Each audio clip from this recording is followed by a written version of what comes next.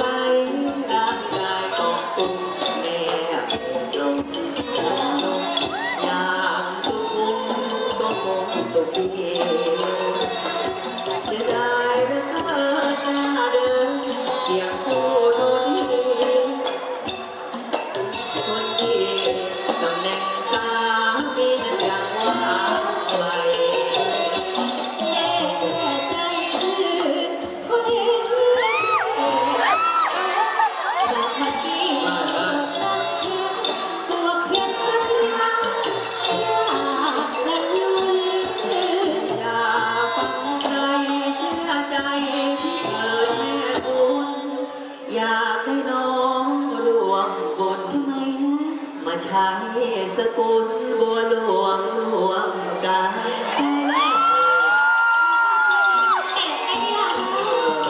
ลูกเมียใครเป็นอย่างนี้ช่างเขาหน้าหลงเมียเราจูบเลยตายแล้วมันจะโดนเตะไหมเนี่ยขอบคุณนะครับขอเวลาสักนิดหนึ่งนะครับสำหรับจุงนี้ขอบคุณพี่น้องคุณครับคุณครับคุณนะครับตื่นเต้นดีจังเลยขอบคุณครับขอบคุณนะครับหลังน้องเมียใครเป็นอย่างไรช่างเขาหน้าน้องเมียเราจูบเลยน้องอย่าได้แช่คำเฉย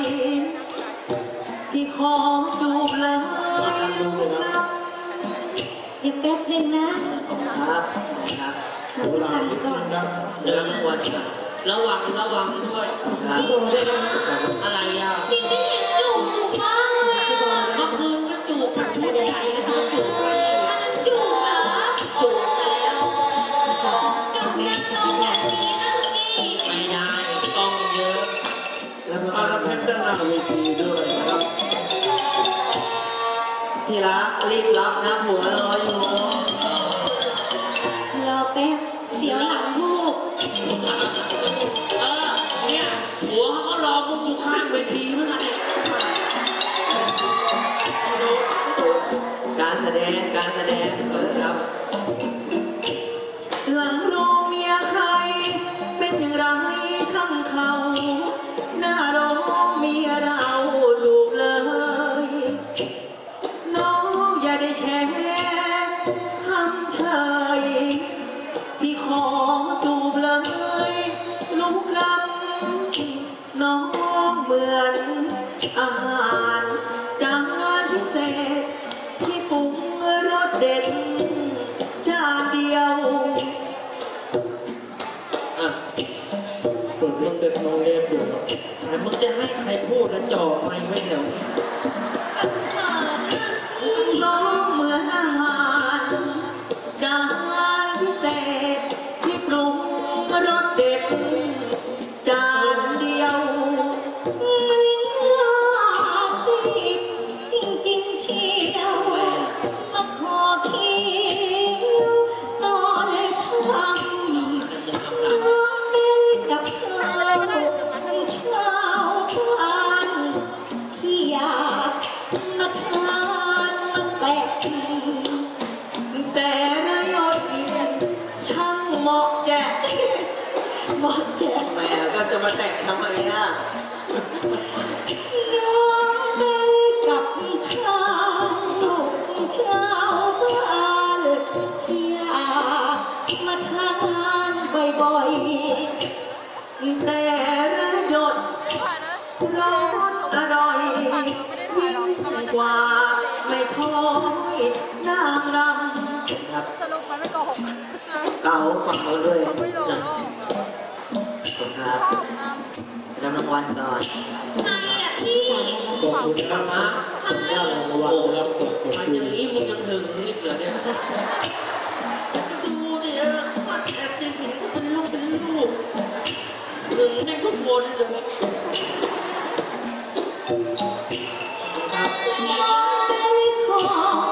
ของสดรถรังพี่ลามาคลำมาแต่ง พี่อยากจะเข้าไปกระแสเพราะพี่ชอบแค่ตอนทำ จำเป็นต้องแค่ขนมครกแล้วป้อนเธอร้องสักครั้ง ผมกับดาวร้ายฝ่ายหญิงนักน้องแม่เป็นน้องโสดมาเยอะกว่าก่อนอันเด็กก็ได้ ก็ไม่ว่าจะกี่วันกี่เดือนเลยก็ยังสวยเหมือนเดิม เจ้าพี่ท่านสุริยาสุริยาเจ้าสุริยาอย่าโชคดีค่ะที่เป็นเมียของพี่แต่พี่จะรักเดียวคนเดียวนะจ๊ะ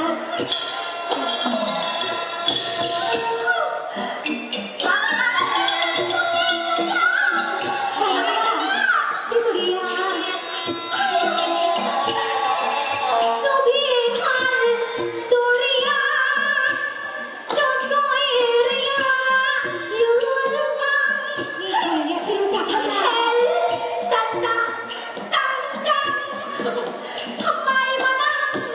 พลอดพลั้ง ยกกระโปรง อะไรมึงพูดมาแล้วจะมาโกงอ่ะ ก็เดินแล้วก็โปรงไปก็หน้าทิ่มนิดนึง นี่แหละเอานี่แหละเอา ก็ปวด จะไปหัวเขาทำไม กลัวเขาจะหน้าทิ่ม แล้วพี่ไปหัวเขาทำไมเล่าพูดอะไรกันเนี่ยอะไรกัน มาน้องมาดึงกระโปรงนะจ๊ะดึงมันเลยนะแล้วจะหน้าทิ่มเอา หล่อนเป็นใครเนี่ยใครตัวดีสุริยาเมียเจ็บพี่หรือเปล่านะ โอ้โหเดี๋ยวไม่มีเมียพี่รักเดือนคนเดียวรักมากด้วยพี่ก็โอ้โห เจ้าสุริยาอยู่ระวังฉันเห็นจัดจังทำไมมานั่งพลอดพลั้งอาหารให้มันเขามีให้ทานรวมแต่อาหารเลิศ แต่สุริยาของยาไม่รอดมาลงเอารมต่ำเลยนะหัวเรียนออกมาดินไม่ควรจะกินส้มตำ โอ้โหเดี๋ยวบอกเฮ้ยยังดังทำไมฮะแล้วในตัวลำโพงขาดงานหน้าไม่มีแช็คทำไง ดีมากมันก็ช่วยกูใจแต่ช่วยยากอะไรล่ะ นี่ชักขาดเองอ่ะ ต้องถูกเองเป็นองสุริยา สุริยา เผื่อบังคมด้วยพระเจ้าค่ะ นี่มันหมายความว่ายังไงอีนางผู้หญิงคนนั้นมันเป็นใคร ผู้หญิงคนนี้เขามีชื่อว่าเดือนเขาเป็นเมียกระหม่อมเองพระเจ้าค่ะ เป็นเมียนะฮะ เฮ้ยแดกอะไรเข้าไปเนี่ยฮะ จิ้มเหนียวอ่ะกินข้าวเหนียว เหนียวซุปปลาหมึกได้ไหมน่ะปัดโถเอายังไงฮะจะยังไง จะเป็นเมียเขาหรือจะเป็นเมียกู ใครเมียใคร เป็นเมียใคร เราขอโทษได้ไหมล่ะ ไม่ได้ดูเลยนะเมียอยู่ตรงเนี้ย ขู่เขาขู่กูคนเดียว เอารางวัลให้ด้านด้วยนะครับขอเวลาสักนิดครับขอบคุณ ไอ้ตีกะกูเป็นอัมพาตอะไรเลยนะ พลานหลวงเลยนะ พี่สุริยาคือแบบนี้เนี่ยจะเป็นเรื่องใหญ่หรือเปล่า เดือนไม่ต้องกลัว สุริยา เหตุการณ์ หมายความว่ายังไงฮะอีนางคนนี้คนนี้ไม่เป็นเมีย ใช่พระเจ้าค่ะ นี่แสดงว่าขัดคำสั่งพระเจ้าอาอย่างนั้นเหรอ ก็ได้ สุริยาทำกับฉันสัญญาแบบนี้ ฉันจะนำความได้นี้ไปทูลต่อพระเจ้าอาแล้วเธอจะได้เห็นดีกัน เดี๋ยว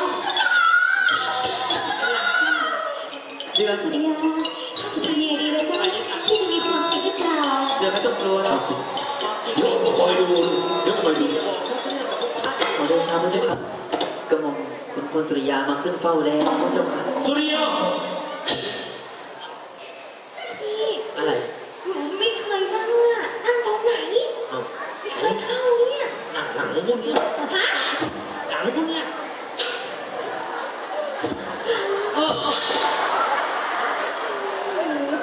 องค์หญิง ฮะ อยากกันนั่งข้างหน้าไหม ไม่น่าเลยกูลูกมึงไงเนี่ยมึงดูดนมกูป่ะน่ะวันนี้มึงไหว้กูยัง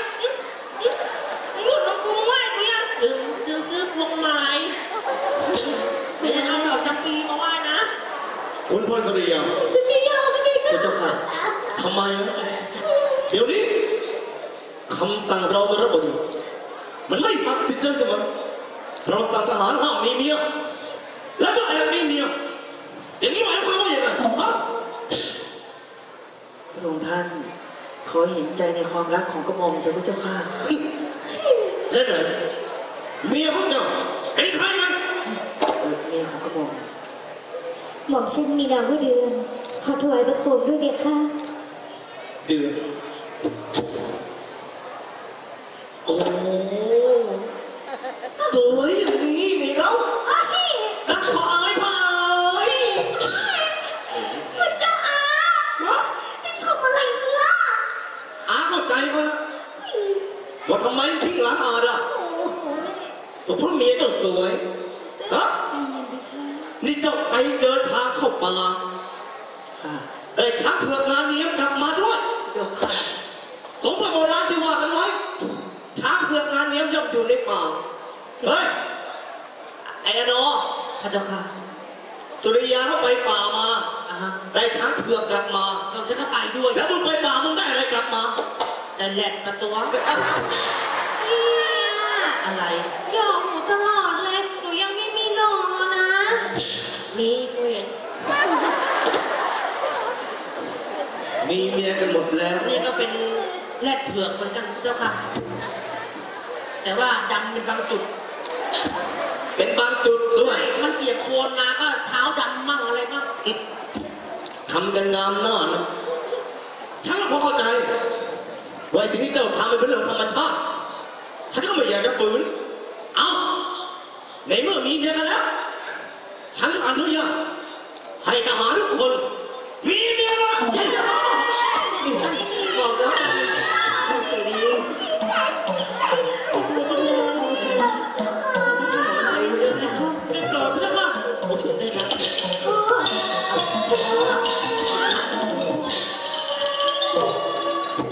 ดีดีนะที่ยังไม่ตาย ท่านพ่อทำไมได้บาดเจ็บมาแบบนี้ท่านพ่อ ทำไมสภาพจะเป็นแบบนี้ ขอได้ช้าพระเจ้าค่ะบัดนี้กองทัพแห่งแผ่นดินลานช้างนำโดยกษัตริย์เหมราชผู้ปกครองตีหน้าด่านแตกแล้วพระเจ้าค่ะ หลานช้างทุกคนทับ แล้วเจะดีแล้วพ่อเจะดีอยู่ที่ไหน ไอ้ดินมันไม่ได้เรื่องพ่อไล่มันออกจากบ้านไปแล้วลูก พ่อตอนนี้จะเป็นยังไงบ้าง สัปดาห์เอาอย่างนี้สำหรับเรื่องนี้เดี๋ยวข้าจัดการเองเจะไปรักษาตัวเองให้ดี ไป รักษาให้หายด้วยนะ ห้ามหายไปไหนเด็ดขาด บาดแผลยังไม่ชะกันนักรีบพาไปรักษาจะได้ยังไม่ตาย แต่จะพ่อไปรักษาตัวนะจ๊ะอย่าเพิ่งรีบตายนะพ่อนะ ไปไป มัน เป็น ก็เป็นได้ตัว ไอ้เนี่ยก็พูดแล้วไปดูหลานเป็นหลานเที่ยวแตก ศึกสงครามเกิดขึ้น มีหน้ามาบอกอีกน้าหนูเยี่ยว เห็นมาราชยุคกองทัพมาชะตาบ้านเมือง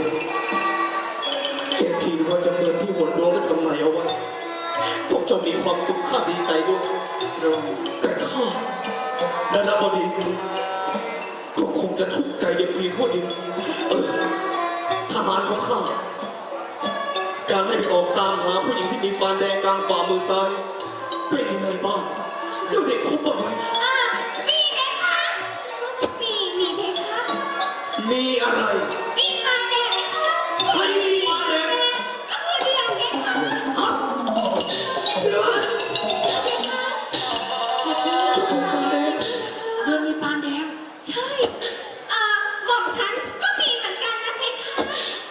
เหรอจ๊ะมีกับเขาด้วยเหรอใช่ไหมคะของฉันเนี่ยมีในรูอะไรอ่ะมีแต่สายไม่เคยเห็นมีแต่สายเอารู้นะแหมทำเป็นไม่รู้ก็เมื่อคืนเนี่ยพี่อ่ะยังไอ้นี่อะไรแย่อยู่เลยขายอันที่รับมาขายที่แกในคนนี้และไอ้นี่โตเลยจะมาจำอะไรพูดถึงอะไร พูดจาให้ดี นี่อะไรนี่ให้ข้าในรูหูปานใช่ไหมกูก็นึกว่าแหกประเทศ แต่มีในรูหู มีในรูหูเพชร ฉันไม่ต้องการ พระองค์พระเจ้าค่ะ ที่ต้องการคือปานแดงกลางฝ่ามือซ้าย เดือนมีปานแดง เดือน แล้วพระองค์ต้องการผู้หญิงที่มีปานแดงทำไมหรือพระเจ้าค่ะ เธอมีปานแดงกลางฝ่ามือซ้าย นะคะ เธอเป็นคนแผ่นดินใด หม่อมชื่อเป็นคนแผ่นดินชัยประการโดยกำเนิดนะคะ ใช่มาก่อนฉันดีใจ ก็ผมไม่ คุ ต้ ณ อง พลสุริยา หมายความว่ายังไงพระเจ้าค่ะผู้หญิงที่มีปานแดง ข้าถามอะไรเจ้าอย่างหนึ่งเถอะเจ้ารักข้าเสมอไหม กระหม่อมรักลงเสมอก้าวพระเจ้าค่ะ แล้วเมียเจ้าล่ะ เสมอแก้วตาดวงใจพระเจ้าค่ะ และเดือนล่ะสมมุติว่ามีคน มาแย่งชิงของรักของห่วงเจ้าไปเจ้าจะปกป้องมันด้วยอะไร ปกป้องมาด้วยชีวิตของหม่อมฉันเอง เธอฉลาดที่ตอบถ้าอย่างนั้นคุณพลสุริยา พระเจ้าค่ะ ฉันอยากจะขออะไร จากเจ้าสักอย่างหนึ่งได้ไหม แม้แต่ชีวิตของกระหม่อมขุนพลสุริยา ก็ถวายให้แก่พระองค์ได้พระเจ้าค่ะ เจ้าพูดจริงนะ พระเจ้าค่ะ ถ้าอย่างนั้นข้ามาระบดี ขอเดือนเมียเจ้าได้ไหม บอกขอได้ค่ะบอกท่านพงท่านจะเอาไปทำเมียเหรอพระเจ้าค่ะ หมายความว่ายังไงล่ะเพคะไม่มาไม่ควรอ่ะจะพาเขามาทำไมอ่ะ ไอ้น้อง พงท่านอ อย าก จะมารู้ดิ อยากมีเมียจริงๆเหรอ กูคิดทำอะไรจะพูดอะไรกูตื่นตองไปหมดเลย หมายความว่ายังไงเด็กเพคะ พระองค์ร้องหรือเปล่าพระเจ้าค่ะ จะขอเมียกระหม่อมแล้วพระองค์น่ะเป็นถึงเจ้าพระมหากษัตริย์ จะเลือกเมียสักคนหนึ่งพระมเหสีสักคนหนึ่งสามารถเลือกได้ที่สวยๆและดีๆกว่าเดือน แต่เดือนเป็นเมียของกระหม่อมเกรงนักว่าควรจะติฉินนินทาพระองค์ สุริยา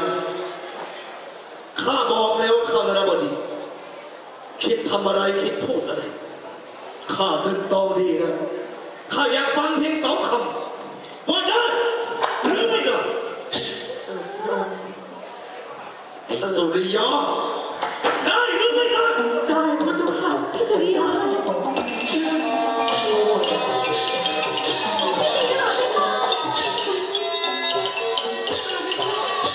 เว้นเลย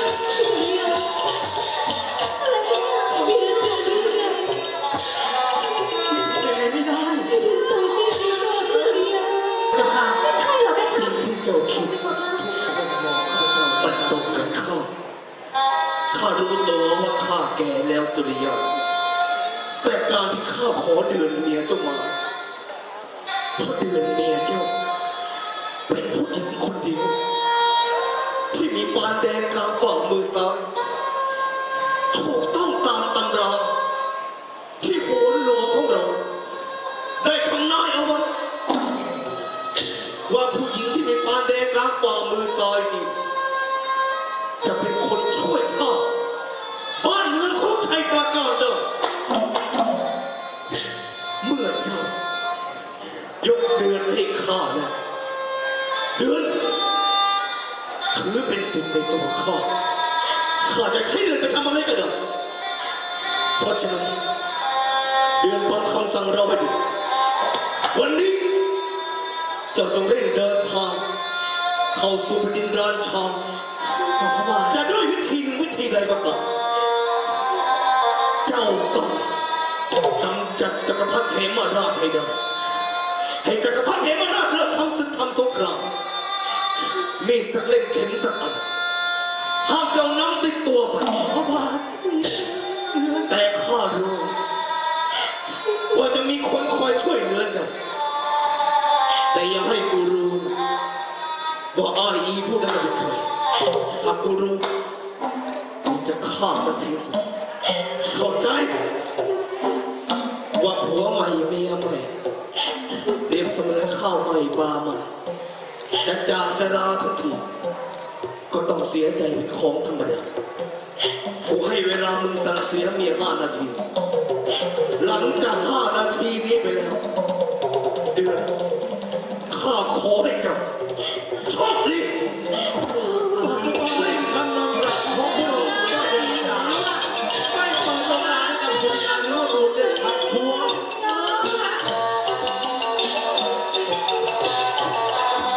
เหตุการณ์ในท้องเรื่องร้องรายผมจะเป็นไปอย่างไรวะพี่น้อง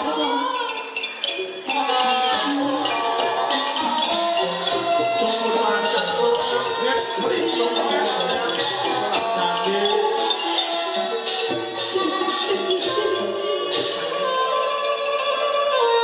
หัวอกสะท้านใจสั่นสะท้อนน้ำตา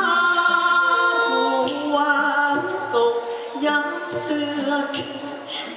ไม่มีวันใดที่ไกล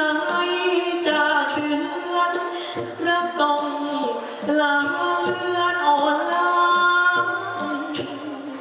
เหนื่อยเก็บความช้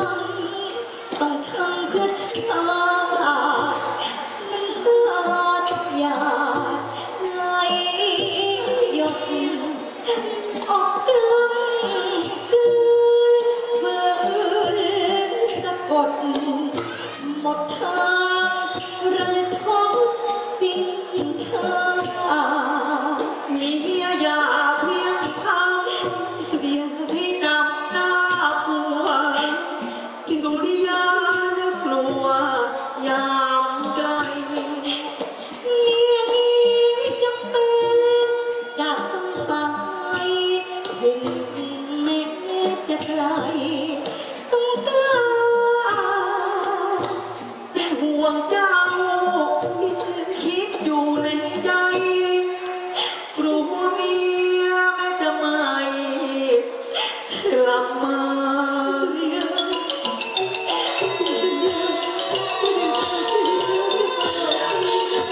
ินต้องทำหน้าที่เราเพื่อนหมดเวลา5 นาทีแล้วเนี่ย ไปก่อนนะเพื่อน โชคดีนะเดือน ถ้าเดือนไม่ตายหนูจะกลับมาหาทุกคน โชคดีนะเดือน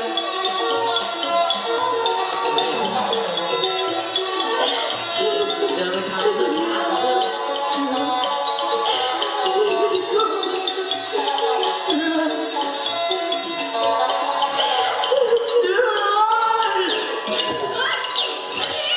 สุริยาทำใจไม่ได้ครับท่านผู้ชมที่เคารพถึงกลับเป็นหลงน้องเอ็กซ์กันต่อครับสำหรับช่วงนี้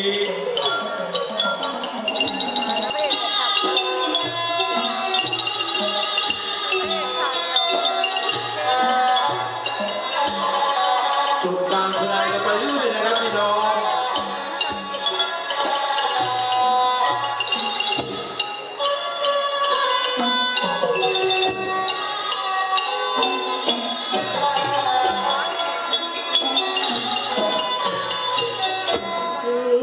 คิดถึงเธอเหมือนใจจะขาดอนาใจนะพิษแห่งความรักบีบคั้นดวงใจพี่ยืน เสียงปรบมือเป็นกำลังใจด้วยครับ โศกเอ้ยจนเศร้าเอาไปโศกเหมือนรู้ใจของพี่โศกเอ้ยยืนตึงเหมือนใจพี่โศกพี่โยกวนหาถึงยอดลานตามิ่งมีคนดี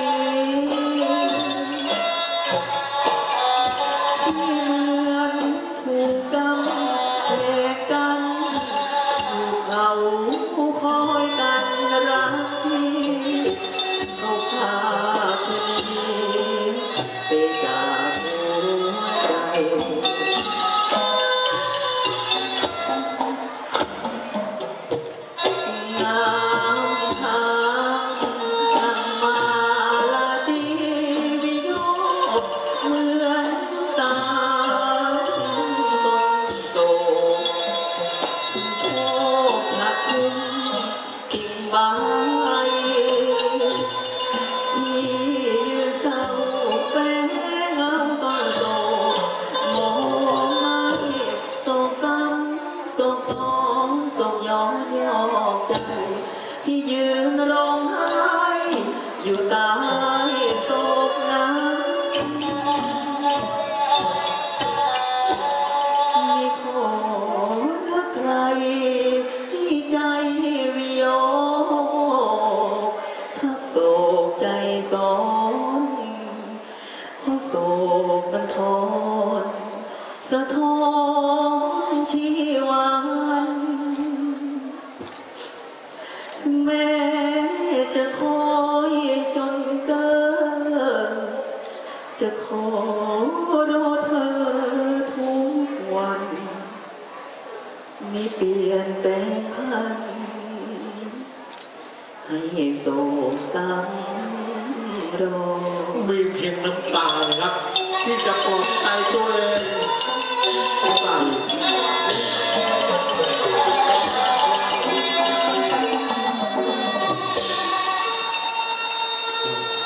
เฮ้ย นอนนะเดือนนอนตรงนี้ เจ็บขาแล้วคุยกับอีโปจัง เดี๋ยวพี่อยู่ใกล้ เป็นไงละมึงอะฮะ ๆมึงอย่าพูดดังไปนะ ทำไมวะ เมียมึงกำลังจะนอน ทำนี้เดือนดูซุบๆนะ จะหลับแล้วเหรอ พี่ยังไม่ได้หอมก่อนนอนเลย จินตนาการดีต้องใช้ที่ดูดกัญชา ให้พี่หอมก่อนนะเดือน เอาหมอสักนิดบอกเดือนซักหน้าทั่วนี้ อย่าเสียงดังสิวะ ทำไมยาว เดือนนอนอยู่เดี๋ยวเดือนตื่น มึงทำใจบ้างนะเว้ยผมไม่รู้จะพูดยังไงกับมึงแล้วเนี่ยเดี๋ยวว่าเดือนมึงเขาทำเพื่อแผ่นดิน มึงต้องเข้าใจตรงนี้ด้วย คิดถึงมึงคิดถึงได้แต่มึงก็ต้องคิดถึงเรื่องแผ่นดินบ้านเมืองเขาก่อน เฮ้ย นะ รู้ว่าเดือนนอนไม่ถนัดว่ะ ทำไมล่ะ เดือนนอนหนุนตักพี่ไหม เอาจริง นอนหนุนตักพี่มึงหลบไปสิเดือนจะเหยียดเท้ามึง เอาตีนมาทั้งกูเนี่ยเหยียดให้เต็มที่เลยถ้าเดือน หลับฝันดีนะ เล่นจนเห็นภาพหมดเลย พี่นอนด้วยพี่เดือน เอาลงนอนจ้ะ สุริยาสุริยาจะไปไหนเนี่ย กูจะมาที่นี่แหละไอ้ดาน นี่มาที่นี่มึงยังไม่รู้เลยว่าพี่เดือนอยู่ที่ไหนเนี่ยวิ่งมามั่วซั่ว กูมาที่นี่ กูจะมาหาพี่เขยกูไง แล้วมึงรู้เหรอพี่เขยมึงอยู่ที่ไหน อยู่ที่นี่แหละพี่สุริยา ดูแลพี่เดือนยังไง มึงก็ใจเย็น มีคนใช้พี่เดือนไปตายที่บดินลานช้าง ใจเย็นก่อนเพื่อนค่อยคุยเว้ย พี่สุริยา พี่สุริยา เอ้ยมึงบอก พี่ทำอะไรอยู่เนี่ยพี่สุริยา อะไร เดี๋ยว เดือนกำลังจะนอนอย่าเสียงดังเดี๋ยวเดือนตื่น โอ้โหนี่เป็นไปได้ขนาดนี้เลยเหรอเนี่ยผู้หญิงคนไหนเนี่ยทำให้เขาเป็นแบบนี้ได้เนี่ย มันเป็นเวรกรรม เสียงดังไม่ได้เลย ไม่รู้ว่ากลัวคนบนบ้านหรือกลัวคนในรถได้ยิน เสียงดังไม่ได้เลยใช่ไหมเนี่ย ไปเดือนออกจากบ้านกูไปอย่าเล่นอย่างนี้ไม่เอาหลายเดือนหัวแตกแล้วเป็นเวร พี่สุริยาพี่เป็นอะไรมาเพ้ออะไรอยู่เนี่ย พี่รู้ยังพี่เดือนไปไหนทำไมฉันได้ข่าวมา มีคนใช้พี่เดือนไปที่แผ่นดินลานช้างไปหากษัตริย์เหมราชและแบบนี้พี่เดือนจะยังมีชีวิตอยู่หรือเปล่า เดี๋ยวใจเย็นๆก็ก ทำ ด ไมพี่ปล่อยให้พี่เดือนไปแบบนี้ได้ พอเวลาทิ้งก็รับจังเลย พอเวลาทิ้งมึงก็ปล่อยให้เขาเดินกลางฝนมึงทิ้งเขาเลยมึงปล่อยเขาลงตรงสี่แยกไฟแดงอ่ะ ไอ้สุริยามึงก็อย่ายิ้มสิ มึงทำอย่างนี้ได้ยังไง จิตใจพี่ทำด้วยอะไรเนี่ยฮะ ไม่อะไร กูได้เห็นใจมึงจริง เมื่อไหร่จะหยุดฮะ เมื่อไหรจะหยุด เมื่อไหร่ พวกมึงอะเมื่อไหรหยุดสักที พี่สุริยาพี่บอกฉันมาอย่างนี้พี่จะรับผิดชอบกับสิ่งที่เกิดขึ้นยังไงนี่พี่เป็นผัวพี่เดือน พี่เป็นพี่เขยฉันแต่พี่ดูแลพี่เดือนไม่ได้เล ๆใจ ย เย็นๆก่อนไปโกรธมันไม่ถูก คนที่ต้องโกรธน่ะ ไม่ใช่ เร็ว สุริยา นั่นเรียกกูมั่วซั่วเลยพูดจริงนะ แล้วกูช็อตในช่วงนี้ มันยังไงหน่อยเพี้ยน อะไรล่ะ เฮ้ย ครับ มากันทำไมเนี่ย เอ้า ครับเบล โอ้โหจิ๊บหายนี่ไม่เคยลืมงานงานไม่ตลอด เดี๋ยวพี่สุริยา ฉันไม่เข้าใจในตัวพี่เลยทำไมล่ะพี่รักพี่เดือนหรือเปล่าพี่ก็รู้นี่ว่าเหมมาได้ทางการช้างมันชั่วแค่ไหนแต่พี่ปล่อยให้พี่เดือนไปได้ยังไง พี่น่ะรู้อยู่เต็มอกแต่จะให้พี่ทำยังไง มึงจะโกรธจริงไหมนั่นน่ะมันจะได้โกรธมึงไหมเนี่ยนี่ไอ้เดนมึงฟังนะคนที่จะต้องโกรธจะไม่ใช่สุริยา ทำไมล่ะ ที่ต้องโกรธน่ะก็คือองค์วัชรบดีเขาเป็นคนใช้เดือนไป ฮะ องค์อะไรนะองค์วัชรบดี นายรับบดี นายรับบดีวัชรบดี มันเป็นใครพี่ นี่กูอยู่เมืองไหนอ่ะ นายรับบดี นายรับบดีอ่ะ นายรับบดีมันเป็นใคร เขาเป็นเจ้าอยู่ในเมือง มันอยู่ในเมืองใช่ไหม ในวังนะเว้ย ไอ้นายรับบดีมึงเป็นใครไม่สำคัญแต่มึงใช้พี่เดือนมึงจะตายพี่จะตัดหัวมึงไอ้นายรับบดี เอ้าแล้วมึงไม่ตามไปแล้ว มึงบ้าไงทำไมข้าเจ้าตายจะเดือดร้อนทั้งหมดโดนตัดหัวหมดอ่ะไปดิเร็วไปเร็วด้วย ไอ้นี่ยังนั่งงงเลยอะเฮ้ย เดี๋ยวพี่พาขึ้นอ่ะ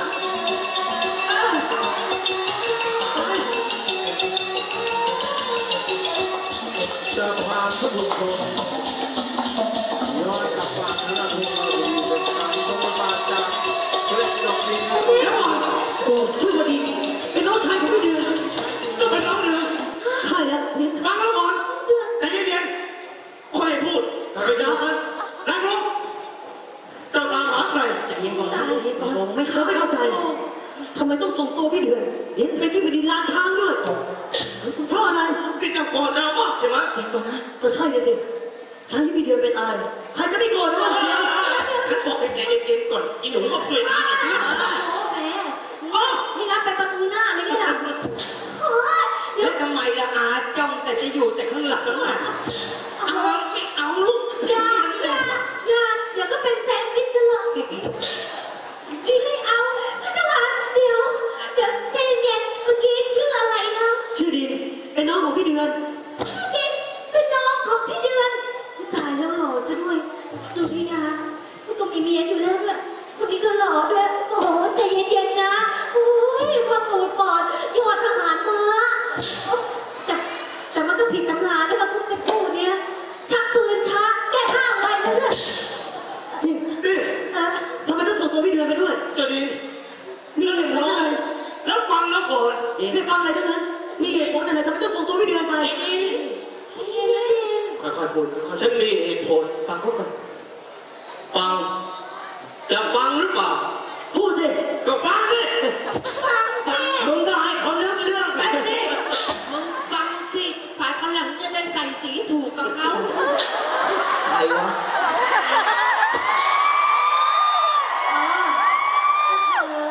ถึงว่าสิ นี่แหละสาเหตุไม่ฟังชาวบ้านชาวช่องเขา หลัง ไปดูตาม้าตาเรือ ไม่มีสีเขียวพวกมึงก็อยากจะให้กูเป็นเกล็ดดำเนี่ย ใจมีเรื่องอะไร เจ้าโกรธเราและทะเลาะที่เรา ใช้ให้พี่สาวเจ้าเดินทางเข้าสู่แผ่นดินราชช้างใช่ไหม ใช่ เรามีเหตุผล เหตุผลอะไรทำไมต้องส่งตัวพี่เดือนไปด้วย เพราะพี่สาวเจ้า เป็นผู้หญิงคนเดียว ที่มีปานแดงกลางฝ่ามือซ้าย นั่นก็ถูกต้องตามตำรา ตำรา ที่โขนหลวงของเรา ได้ทำนายไว้ ไม่จริง ว่าผู้หญิงที่มีปานแดงกลางฝ่ามือซ้าย จะเป็นคนช่วยแผ่นดินชัยประการเอ้ย ไปไม่ได้ เป็นไปเล พี่ ย เดือนไม่มีฟ้าแดงบางทีไปไม่ได้นะ พ่อว้าว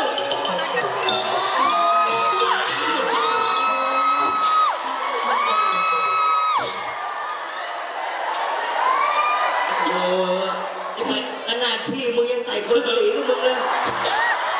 เฮ้ย นางกับกูจะแท้ๆพ่อใส่สีน้ำเงินมาเป็นเพื่อนกูซะหน่อย นั่งข้างๆก็ไม่พูดไปจานะครับ พ่อยังไม่ตาย ไม่ใช่วิญญาณพ่อจริงๆพ่อยังไม่ตายพ่อรู้หรือยังเจ้าส่งตัวพี่เดือนไปที่ลานช้างมันจะเป็นไปได้ยังไงเดี๋ยวพ่อพี่เดือนมีปานแดงที่ฝ่ามือข้างซ้ายจริงเหรอพ่อ เป็นไปได้สวัสดิ เก็บดาบก่อน อ้อ ไอ้เจ้าจะฆ่าตัวตายไม่ต้องหาแล้วคุยกับลูก ดินลูกพ่อ หยุดทำนิสัยเช่นนี้ได้แล้ว พ่อ นี่มันต่อหน้าพระที่นั่งฟังคำพ่อให้ดีพี่เดือนของเจ้า เป็นผู้หญิงตามคำทำนาย ที่จะปราบศึกครั้งนี้ได้ เพราะฉะนั้นแล้วพระองค์ท่านจะทำถูกต้องที่สุดที่ส่งตัวพี่สาวของเจ้าไปพี่ของเจ้าทำเพื่อประเทศชาติทำเพื่อแผ่นดิน เพราะฉะนั้นเจ้าควรภูมิใจในตัวพี่เดือนของเจ้า ครับพ่อก็ดินไม่รู้ว่าพี่เดือนเนี่ยมีปานแดงที่ฝ่ามือข้างซ้ายเจ้าเชียร์ข้าได้ยัง ขอเดชะพระยาค่ะ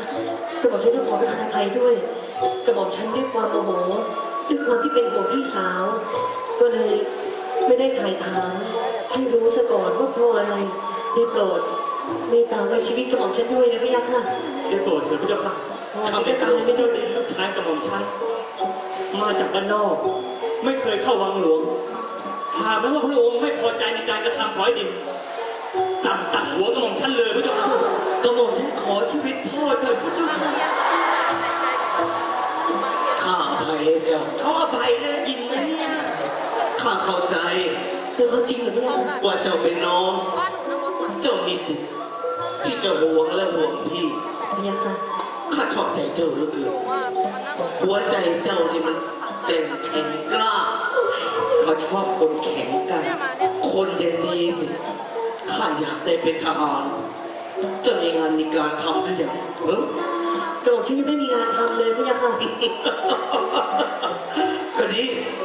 ถ้าเช่นนั้นแล้วข้าจะรับเจ้าดีไว้เป็นทหารของข้าและข้าจะขอแต่งตั้ง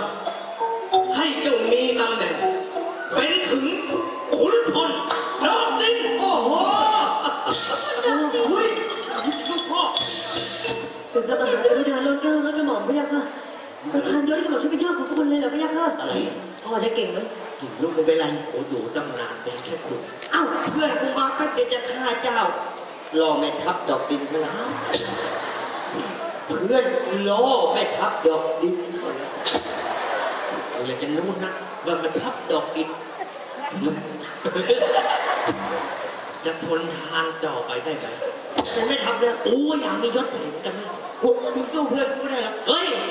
ไอ้ดินจะฆ่าได้จะโอ้ก็จะฆ่าได้เหมือนกันโอ้จะฟันเจ้า ฟันไม่ได้ ทำไม ถ้าฟันเนี่ยเพราะเผลอเจ้าเขาไม่ชอบมึงต้องแทงเท่านั้นแทงให้มิด ทหารลายล้อมไปหมด แทงหลายๆรอบขอโทษนะเสียงนกเสียงกาถ้าแทงหลายๆรอบฉันให้เป็นเจ้า โอ้โห จะหายเข้าแล้วอะไรแล้ว กูมีกี่เล่มจะแทงไม่หมดทุกเล่ม ไปเพื่อนแทงสิขี้แตกไป เฮ้ยมึงจะอยู่เลยไอ้เจ้าตัวตาเฮ้ยเจ้าเจ้าอะไรเนี่ยมึงจะทำอะไรเสียมึงใจเย็นๆอะไรเนี่ยมึงเป็นอะไรจะฆ่ามึงก่อนนะเนี่ย จะทำอะไรอ่ะ แกทำอะไรเนี่ยขอได้ช้าแกจะคิดหลบผมว่าชนฉันหรือไงฉันไม่ได้คิดจะปกป้องชนพวกท่านตอนฉันแค่จะทำท่าฆ่าพวกเฉยๆปล่อยดินมาจากไหนไม่รู้จะมาฆ่าพวกท่านจะแต่งตั้งให้มันไปเป็นแม่ทัพเลย อ๋อนี่เห็นว่าดินจะฆ่าข้า อยากเป็นแม่ ได้เป็นทุกคนดอกดินมึงเลยที่จะทำมาก เราจะ อ้าวถ้าอย่างนั้นมึงติดกลาหัวไอ้โนแล้วนำไปตัดหัวเลยนี่ไป พ่อกูตายแล้วพ่อไหนแม่ ไม่เอาไม่ตาย อย่าไปฆ่ามันนะ จะหล ลู บ ก ตา ค่ะ ยได้ไงเรา ไหน อยู่เป็นเพื่อนกูก่อน ไปรู้จักที่ต่ำที่สูง ขอเดชะพระยาค่ะตอนนี้เนี่ยกระหม่อมฉันรู้สึกว่าพี่เดือนพี่สาวกระหม่อมฉันก็ไปตั้งนานแล้วกระหม่อมฉันรู้สึกเป็นห่วง อยากจะรู้ว่าถึงแม้ว่าพี่เดือนจะเป็นคนเก่ง แต่พี่เดือนเนี่ยไปเป็นเพียงตัวคนเดียวและเป็นผู้หญิงด้วย ก็ไม่รู้ว่าพี่เดือนจะเอาตัวรอดกลับมาได้หรือเปล่ากับพระยาค่ะพระองค์ จะพูดว่าฉันคิดได้พอดีนี่เวลาผ่านไปหลายเดือนแล้ว เดือนไม่ยอมส่งข่าวมาบอกฉันสักคำหนังสือสักตัวจดหมายสักฉบับยังไม่เคยส่งถึงมือฉันหมายความว่ายังไงกัน ขอเดชะพระเจ้าค่ะ ถ้าจะให้กระหม่อมทนอยู่แบบนี้ก็คงอยู่แบบนี้ไม่ได้แล้ว กระหม่อมคิดถึงเดือนแล้วก็อยากรู้ด้วยว่าเดือนเป็นเช่นไร ถ้าเช่นนั้นกระหม่อมฉันจะขออาสา ติดตามพี่เดือนไปคอยดูสังเกตการณ์ว่ามีอะไรเปลี่ยนแปลงหรือเปล่ากระหม่อมฉันขอไปกับพี่สุริยาแล้วกันพระยาค่ะกระหม่อมขอไปด้วยพระเจ้าค่ะ ก็ได้ หากเจ้ามั่นใจ ขอให้เจ้าจงตามเดือนกลับมาให้ได้และข้าจะรอคอยฟังข่าวดีที่วังหลวงโชคดี พระเจ้าค่ะ ฉันจะรอนะพี่คือ จะมาพี่ไม่ตายหรอกตลกไม่เคยตายเนาะตลกไม่เคยตาย หัวออกเส้นทางดังเพลิงพังผิดระบุไว้ทำเรื่องเสกสวรรค์ชวนเศร้าหรือน้องแปรพักเมียรักของพี่จะมีอะไรหรือเปล่าเจ้าไปมีผัวใหม่หรือน้องจวนเจียไกลเปลี่ยนใจไปมีผัวใหม่รับเมาจะดีหรือร้ายก็จะไม่รอยจะไปตามพี่สาวเราไปครับพี่สุด รักที่ศรัทธาไม่ได้ดังใจ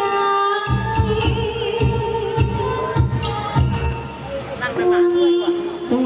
เธอนั้นที่ฉันใฝ่ฝันเคียงคู่ได้โปรดจงรู้ฉันตรงหัวใจเขาอาจพรากฉันเพียงกายมิอาจพรากรัก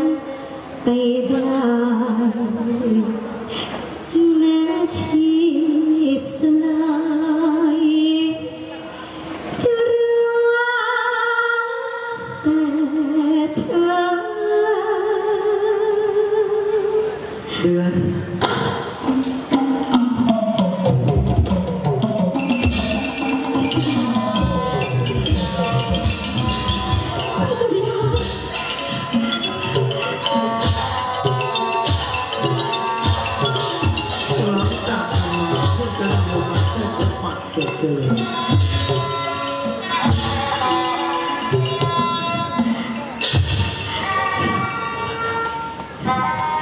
เดือน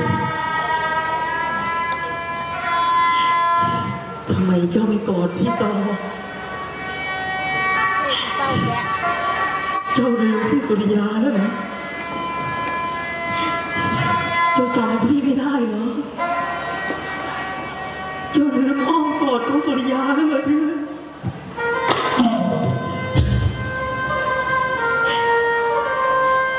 พี่สุริยา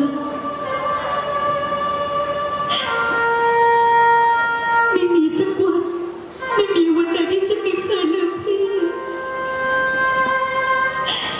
ถึงแม้ว่าวันนี้ฉันอยากจะเข้าไปกอดพี่จนใจแทบขาดแต่เรื่องคนนี้มันก็ทำไม่ได้อีกต่อไปแล้วเดี๋ยวมันกลายเป็นอีกสองผัวไปแล้ว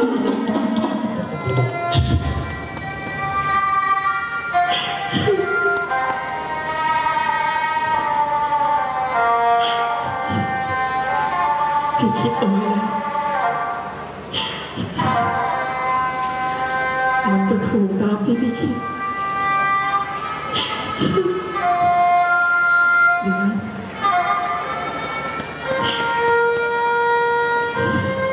พี่รักเจ้าตลอดเวลาที่ผ่านมาพี่อยากเจอหน้าเดือนเจ้าบอกว่าเจ้าเป็นหญิงสองใจใครเดือนไอ้ผู้ชายคนนั้นมันคือใคร ตอนนี้เดือนทำทุกอย่างเดือนทำทุกอย่างเพื่อให้ดินชัยประกาศเดือนทำมาสำเร็จแล้วองค์จักรพรรดิเหมราช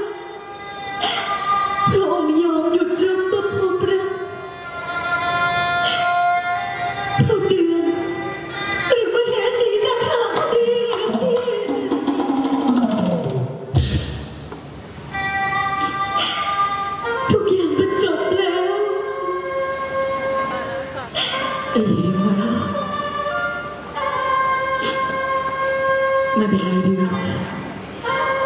ไม่เป็นไรมันเป็นหน้าที่ของเจ้าไม่ว่าเดือนจะผ่านอะไรมาไอ้สุริยาคนนี้ยังรักเดือนเสมอทำสำเร็จแล้วกลับบ้านเราพี่สุริยาเดือนมันไม่คู่ควรกับพี่ต่อไปแล้วอย่ามาเป็นหญิงชั่วเป็นหญิงสองใจให้ฉันได้ตายที่นี่ตายในเป็นดีที่มันจะชั่วแล้วที่นี่นะพี่กลับไปเถอะอย่าเอาชีวิตพี่มาทิ้งไว้ที่นี่เลยปล่อยเดือนไว้ที่นี่เถอะนะพี่นะเดือนเจ้าบอกว่าทำงานสำเร็จแล้วแต่เจ้าไม่ยอมกลับไปกับพี่แสดงว่าทุกคำพูดที่เดือนพูดออกมามันเป็นคำแก้ตัวทั้งนั้นเดือนก็ขอร้องให้กลับไปกับข้าดีๆพี่สุริยาเดือนไม่ไปได้เดือนไม่กลับพี่สุริยาพี่ก็จะขอนำร่างทีวิญญาณของเดือนกลับสู่ชัยบาการพี่สุริยา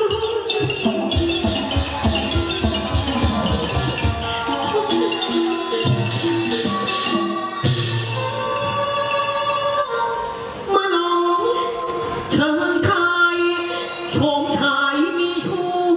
ยังทำไม่รู้ไม่ชี้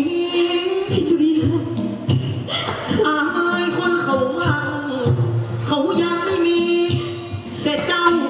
เห็นดีไม่ได้ก็ลืมข่าวที่เรากอดคอไม่เคยน้ำตาหรือก็ไหลพรากแต่วันนี้ทำไมเมียเปลี่ยนไปมากหรือเจ้าไปรักผัวใหม่มีผัวมาตามยังคำแข็งขึงจะตัดหัวมึงกลับไปสุริยา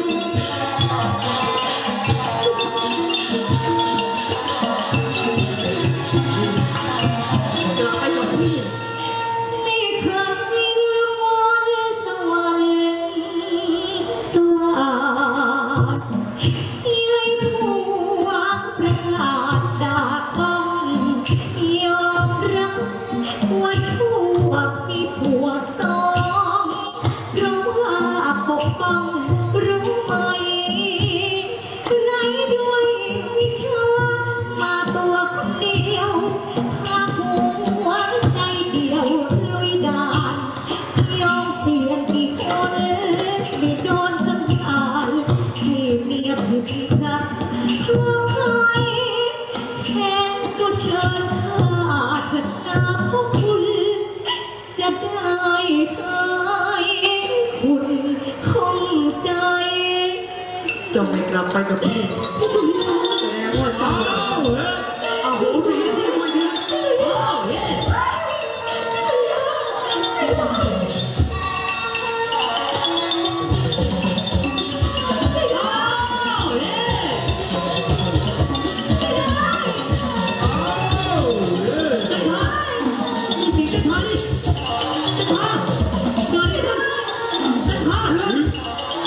จะอยู่ที่ไหนจะทำ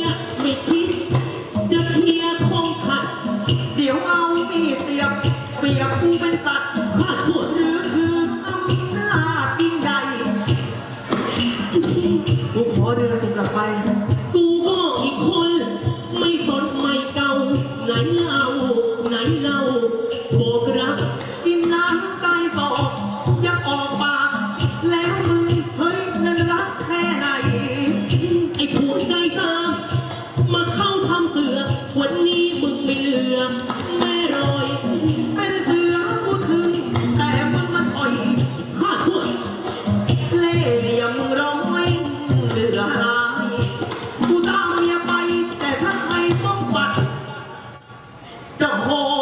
อาฆาตทำลายเดือนที่ผ่านมากูไม่สนใจณปัจจุบันนี้เดือนเป็นเมียของกูเหมาได้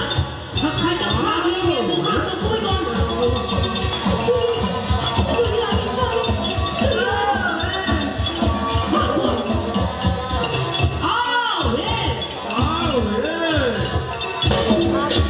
ทำไมจุดกลับมาสภาพแบบนี้แล้วเดือนอยู่ไหนฮะ ขอที่ชาบัดนี้ เดือนคนเดิมไม่ได้อยู่แล้ว บัดนี้เดือนมีใจเอ็นเอียงให้กษัตริย์เหมราชเดือนเป็นกบฏต่อแผ่นดินแล้วพระเจ้าค่ะ อีเดือน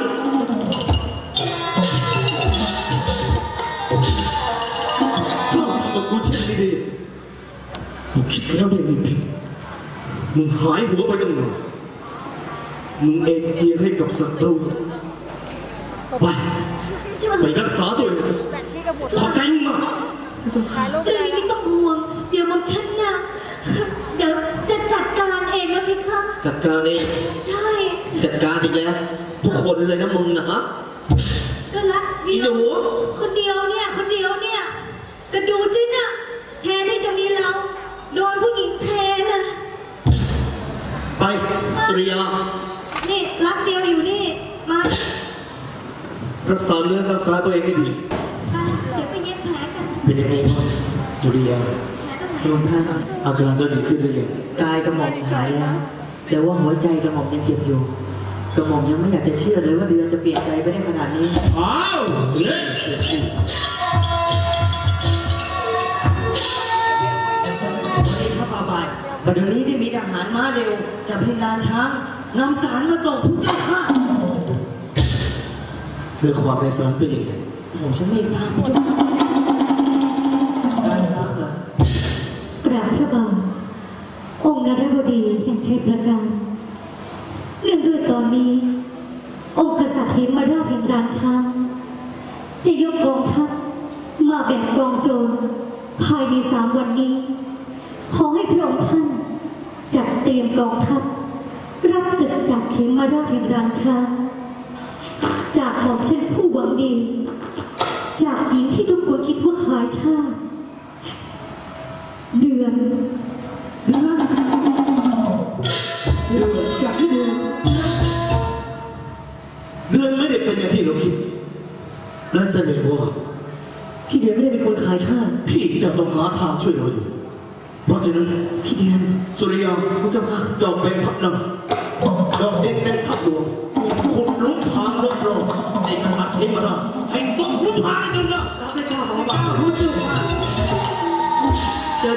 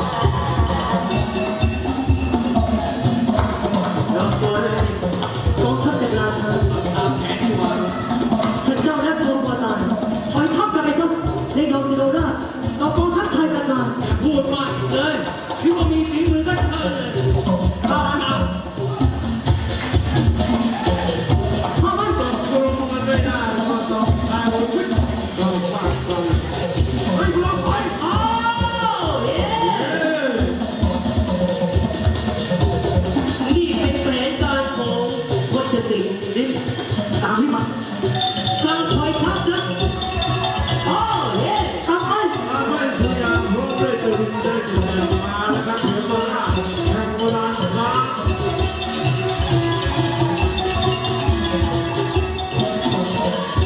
อ้าวอ้า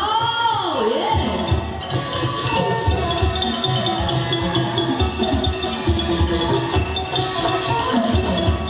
อ้าวเย้อ้าวเย้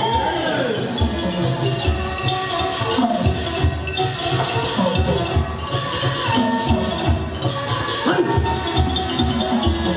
ตายด้วยนะตายว่ะเฮ้ยตายด้วยไอ้พวกใช้ปลาตายรู้ยังไงนะนี่กูจะแก้